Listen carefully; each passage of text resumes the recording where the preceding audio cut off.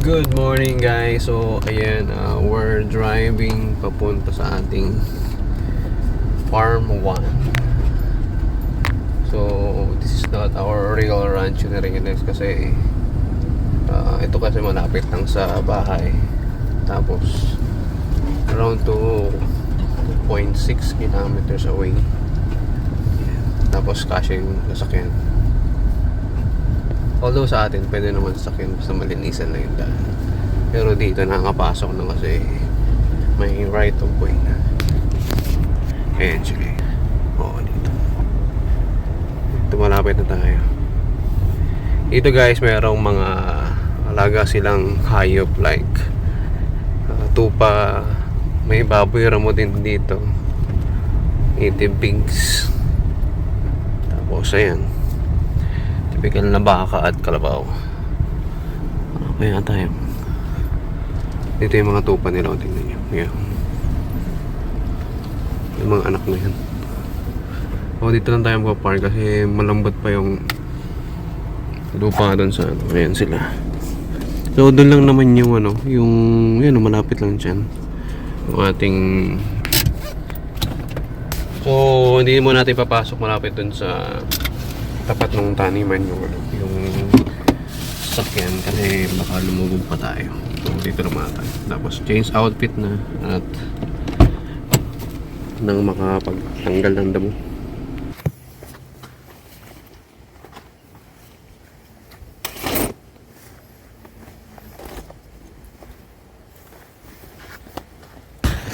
Pati paggubad mo, video mo. Makalat yung sasakyan. Hindi ah. So ayun guys, baon natin yung ating sandata asarol. Tapos ayun, siyempre may mali tayong knife nito. Tapos scissor. Then ating pang malakas ang sundang. So ayun guys, dito sa ating farm 1 meron siyang fish pond dyan. Yung alaga nila mga aso. Yan sila. Shout out sa inyo mga doggy. So katri ka ng araw ngayon noon time. Pero magano tayo, tatanggal tayo ng damo dun sa ating ampalaya. At kung abutin pa pati dun sa sili. So hindi naman siya kali ano compare sa rancho na ito yung ano niya, fish pond. Tapos may ano dyan, may patubig. Tapos ayun na, konting ano lang, konting kembot lang dito na. Ayun. Yan, nabot dito. So ito guys, yung arkilado natin dito mga 1 hectare. Pero di pa tayo nakakaubos ng 1 hectare. Mga 3,000 pa lang yata ito. So pa konti-konti. At may kalaban kaya tayo dito na kalabaw na maliit na alpas, yung hindi pa nakatali. So ayan, ano sabihin natin may-ari, kaya medyo pwede na mag-extend pag may budget. So dagdag tayo. Ayan na guys, ayan na siya. So ito nga pala, ano siya, mahogany plantation kasi dito yun, puro mahogany. Pero madami nang namatay daw gawa ng mga nagdaang bagyo. Ayan.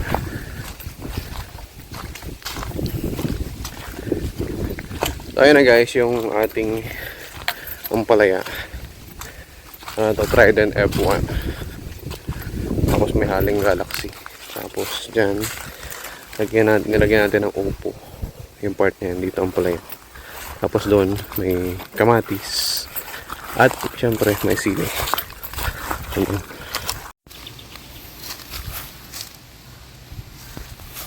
Ngayon guys, may mga tayo ditong duyan. So matali muna tayo dito. Para mamaya kung medyo pagod ka na magtanggal ng damo, di pay-pahinga lang din.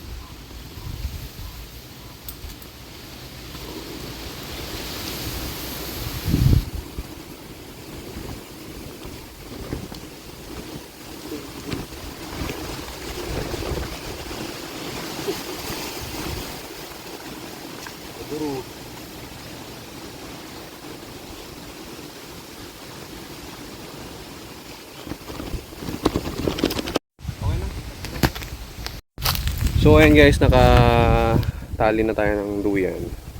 Ito, pakita ko lang, flex ko lang yung ating sili dito. So ito na yung ating panigang bes. Ayan, siling pansigang ito. Dami-dami rin siya. Gandun. So naglagay tayo ng netting dyan. Pwede tayo rin maglagay ng ano, ng kung ano, patola. Ayan. So yung iba dito, may mga na rin siya, may mga pa isa-isang mga bunga. Tapos syempre, although maliit pa lang naman, pero so ano na, nagsisimula na. Kasi kailangan nating tanggalin yung mga damo kasi kakain pa yun ng pataba. So ayun guys, at ito muna tayo sa ating ano, sa ating palaya. Tapos natin yung ating tinatanggalan ng damo. So medyo mahangin, so hindi naman tayo makaspray ng ano ngayon, no, para sa damo. So gagawin natin, magkasado na lang tayo, tapos magkasarol, so tatanggal sa gitna ng damo.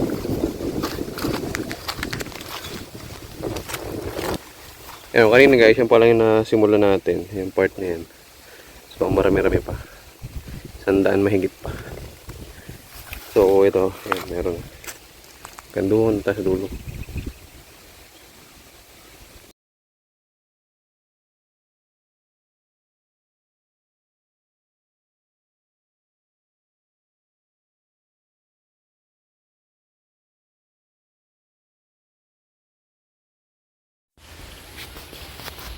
Ayan guys, at medyo nakadami-dami na tayo puno. Ayan.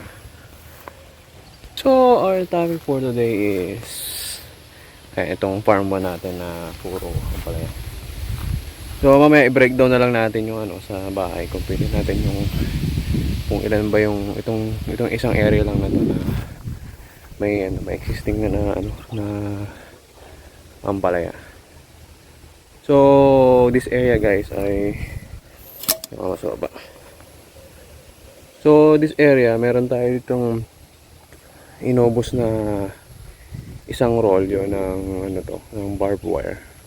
So may barbed wire yan guys. So ito naman.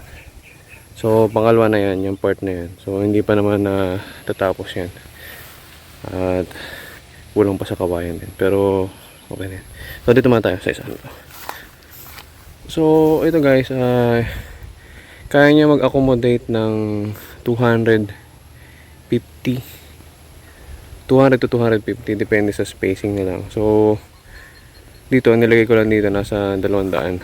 Ayan, 200 na puno na, dalawa, yung iba tatlo, kasi nagdagdag tayo at hindi bumunga yung isa, tapos nagdagdag tayo kaya naging tatlo yung iba.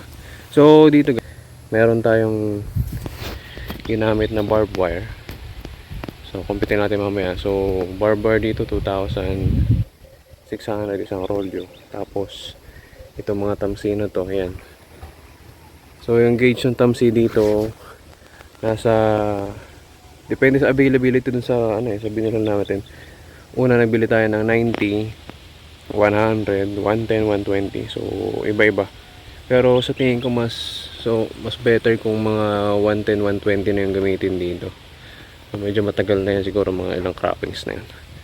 So yun, apat na gano'n. So, ang range yan depende dito. So nasa 500 ang isa. So 2,000, 2,600, 4,600, 4,600 sa balag pa lang. Itong tamsi pa lang at yung ano, yung ano to, barbed wire. So aside from that, naglagay pa tayo dito ng ano, ng panggitna. Ayan yung mga ganyan. So hindi naman to sobrang ano, hindi naman to sobrang dami kasi yung ano ko dito ay isang linya lang. So tipid mode na to. Isang haba ko na gano'n, 1 kilo. So nakaubos ako dito siguro mga 5 kilo, 500. So ilan na yun, kumpitin natin mamaya. So 5 kilo pa lang. So hindi pa tayo naglagay ng ano pa lang, straight line pa lang papunta dun sa dulo. So Bali, yung length pa lang niya yung meron. Pero yung width niya guys, wala pa. Ang width niya, since medyo makapal naman, baka kayanin naman yan. Pero magdadagdag na lang tayo ng kawayan. Tapos, yung kawayan, itong mga panggitna na to, ay depende sa ano. So, kung may available sa lugar nyo, since dito naman, nandyan lang yung mga kawayan sa gilid. So, nanghingi at nagbili na lang tayo. O, ito depende to sa laki. May iba nakikita ako sa ibang post na yung mga maliliit na kawayan, yung parang katulad sa bahay na yung Chinese bamboo. Yung Chinese bamboo natin doon, yung ganong size, yung siguro mga ganyan kaliit lang. Para ilang diameter nun, mga ilang mm. Sabi natin yung mga sabi natin kabilya na 30, mga ganon siguro. Malaki na yun pang building, mga ganong kalalaki. 7 pesos. Pero depende siguro sa lugar, no? Kasi dito sa amin mahal dito ang lalo na yung mga guhi na tinatawag yan, no? Pa pala. So hindi pa kasama yun, no? Yung mga pamposte, yung panggilid. So ayan, may mga panggilid tayo na medyo maliliit, pero yung pangkanto, ayan. So lakad tayo guys dito sa may sa may kanto. So ito kasi medyo mahal dito pag mga ganito. Kita mo na ito. Ayan. So ayan guys, dito sa area ko mayroon akong 4 na poste. So ito yung pinaka ng kawayan, pinaka tawag dito, yung pinaka main ng kawayan. Ayan, makapal yan.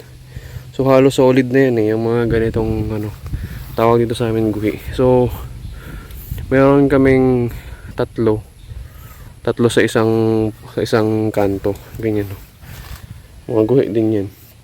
So ito 130, 130 ang niya, 130 ang isa. So kantuhan yan. Ayun ayan, kanto yan, 4 na kanto. Tapos meron pa ako diyan sa gilid. So dito guys, tipid mode pa rin naman yung ko. Ayan, tipid mode to. Ayan, isa sa gilid, 2, 3, 4, 5. So bali 5 lang yung may na yan, may mga kawayan. Ang price ng kawayan nasa 20 isang laba. So ayan, meron tayong 5. Limang tama ba? 1, 2, 3, 4, 5. O 5 lang. 5 lang na 20 pieces. Ito, yung iba dito, mga isang haba ng kawayan na. Tapos yung part na matigas, yun yung tatawag ng guhi pa rin yun. Pero ito na yung mga bagong usbong na maliliit. Ayan. Mamaya, kumpitin natin mamaya kung ano ba yung kailangan mo. Pero sa pa lang yun, sa mga ganitong paghahanda pa lang ng pagtatamnan. So wala pa yung land preparation, yung mga materials pa lang at materials at balag, yun pa lang sa ganitong area. So isipin mo ang isang barbed wire ay 100 meters. So 25 by 25, 50 yung natin. So mas mahaba ito, 50 yung length natin, 25 yung magkabilaan. Mali pala, 30, 20. So tama na 60 and 40 to. So 100 meters. Ayan, mamaya lang tayo sa bahay mag-compute. Tayo magsusunod na ng estudyante.